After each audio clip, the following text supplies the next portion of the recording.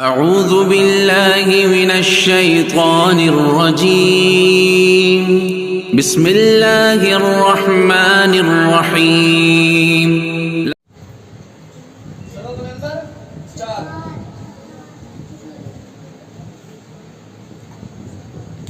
अब तक तो बात ये आई थी ज़बर ज़ेर पेश खींचेगा नहीं, लेकिन अब यहाँ बात आ रही है सबक नंबर 4 में बताया जा रहा है कि हुरूफ़े मद्दा कितने हैं? हुरूफ़े मद्दा 3 हैं। हुरूफ़े मद्दा कितने हैं? 3 हैं।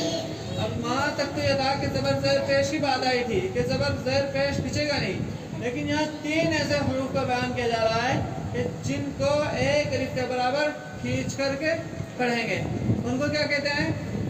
हुरूफ़े मद्दा कहते हैं। और वो कितने हैं? 3 हुरूफ हैं। हुरूफ़े मद्दा कितने हैं? 3 हुरूफ हैं। अलिफ, या, वाव। कितने हुए? अलिफ, या, वाव। अब इनका ज़ाब्ता और कायदा देखो। अलिफ मद्दा किस अलिफ को कहेंगे? अलिफ मद्दा किस अलिफ को कहेंगे? और वाव मद्दा कौन सी वाव को कहेंगे? और या मद्दा कौन सी या को कहेंगे? उन्हें बता रहे हैं। अलिफ मद्दा उस अलिफ को कहते हैं कि जिस अलिफ से पहले ज़बर आ जाए, जिस अलिफ से पहले ज़बर आ जाए उस अलिफ को क्या कहते हैं? उस अलिफ को अलिफ मद्दा कहते हैं। जैसे यहाँ देखो,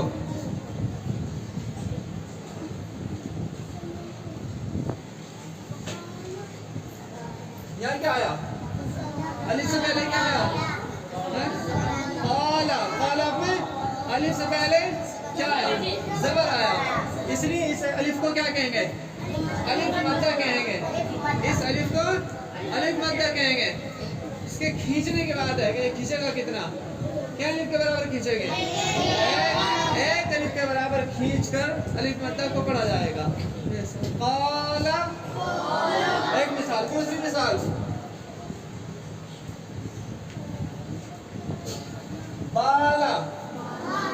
तीसरी मिसाल, माला। तो पता चलिए कि जिस अलिफ से पहले ज़बर आ जाए उस अलिफ को अलिफ मद्दा कहेंगे, और अलिफ मद्दा को क्या अलिफ के बराबर खींचेंगे? एक अलिफ के बराबर खींच कर पढ़ेंगे। दूसरे हरफ में से हुरूफ़े मद्दा में से क्या है? वो या मद्दा है। अब तक तो अलिफ मद्दा की बात थी।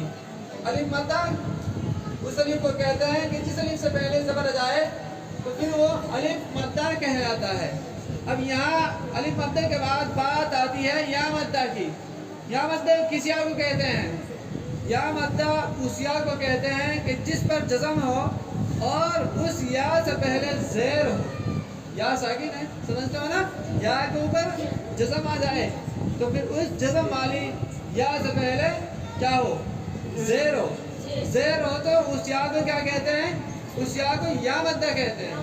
और या मद्दा की मक़दार कितनी है? क्या अलिफ के बराबर खींचेगा? एक अलिफ के बराबर खींच कर पढ़ा जाएगा। जैसे मिसाल देखो,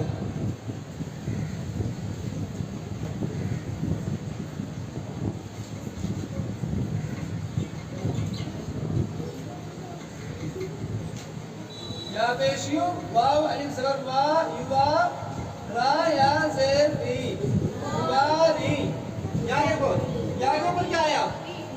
जज़म। जज़म है ना? और इस जज़म वाली या से पहले क्या आया? कौन सी हरकत आई? ज़ेर की हरकत आई। या साकिन हो और उस या साकिन से पहले ज़ेर हो तो वो कौन सी या होगी? वो या मद्दा कहलाती है। या मद्दा की मिक़दार कितनी होगी? क्या अलिफ के बराबर खींचेगा? एक अलिफ के बराबर खींच कर पढ़ा जाएगा। जैसे जुवारी। दूसरी मिसाल लो,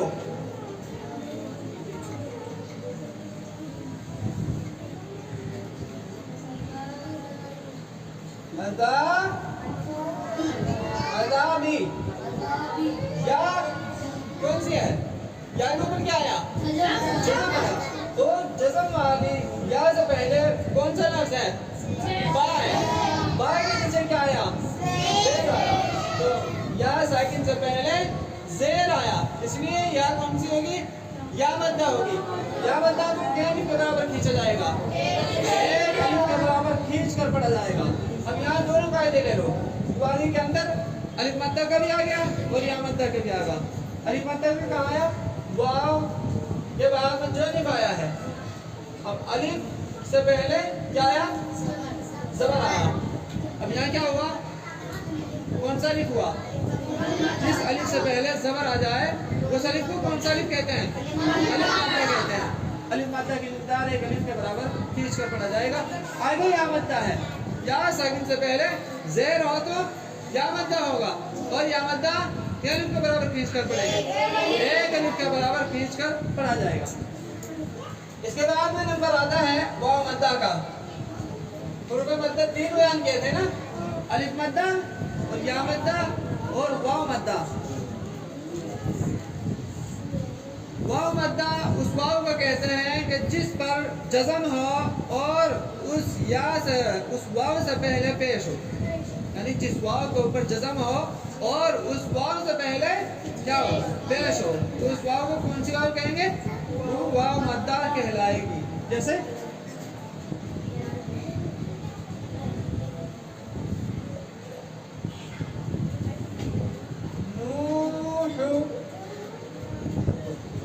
वाव साकिन है, वाव साकिन से पहले क्या है? पेश है, इसलिए क्या होगी? वाव मद्दा होगी। वाव साकिन हो और वाव साकिन से पहले पेश हो, वाव मद्दा होगी। वाव मद्दा की मिक़दार कितनी होगी? वाव मद्दा की मिक़दार एक अलिफ के बराबर खींच कर पढ़ा जाएगा। जैसे अलिफ मद्दा की मिक़दार एक अलिफ के बराबर है और या मद्दा की मिक़दार एक अलिफ के बराबर है और वाव मद्दा की मिक़दार एक अलिफ के बराबर है। ये तीनों की तीनों हुरूफ मद्दा है। इसकी एक और मिसाल लो,